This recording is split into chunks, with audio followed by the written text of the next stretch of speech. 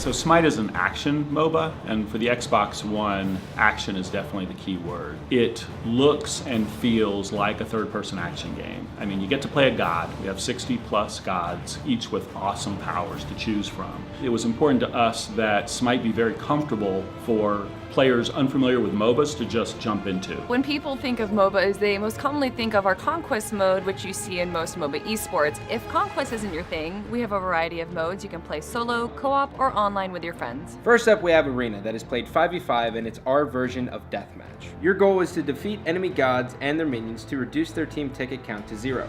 Arena is by far our most popular game mode and is a great way for players to get their start in Smite. And if you're nervous about jumping into the action, don't worry, you can play this locally or co-op with your friends against bots. Joust is also a great place for players just jumping into MOBA, since it teaches you about lanes and plays a bit more like a standard MOBA.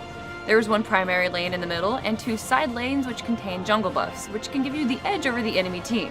Siege is our newest game mode, which is a 4v4 Mayan map with 2 lanes that is separated by a jungle. At the very center of the map is the Siege monster, which you can use against the opposing team, but it's a really cool way to test your skills and strategy against others. Conquest is one of our coolest and most recognizable modes. Your goal is to make it to the enemy's base, all while taking down their defenses across a 3-lane map with a jungle in between. This is our classic MOBA mode, and what our esports scene plays on. It requires a lot of strategy and is one of the more rewarding modes. Finally, we have 5v5 Assault, where players battle on one lane lined with 2 towers, a phoenix, and a titan on both sides of the map. It's a fast-paced game mode featuring randomized god selection, so it'll keep players on their toes. We also have Match of the Day, which adds a little spin to the current modes that we have that you and your friends can play. We're definitely looking forward to bringing Smite to a brand new audience. We also want our existing players to try out our console experience, so we're going to have a way for PC players to transfer over their progress and purchases.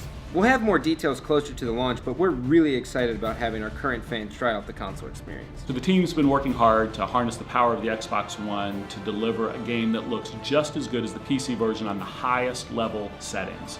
And best of all, it's actually free. So players of the Xbox One can get a game that's AAA production values and free to play.